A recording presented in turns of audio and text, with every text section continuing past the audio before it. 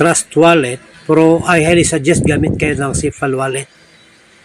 Kung Trust Wallet, so paano mag-login? So kunin mo lang yung link, no?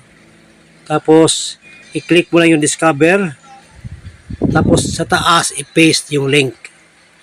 Tapos search mo na siya. Tapos ito guys, normal lang talaga sa Trust Wallet, basta hindi sa kanila kasi third party tayo, proceed anyway lang. Huwag mo na siyang pasin, proceed anyway. Tapos huwag kang mag-login diretso.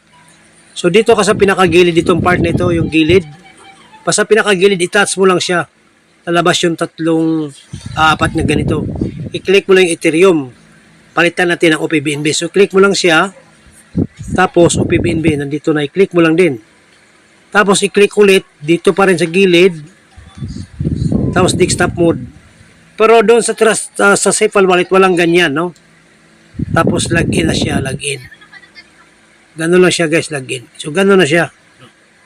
Paano mag-login?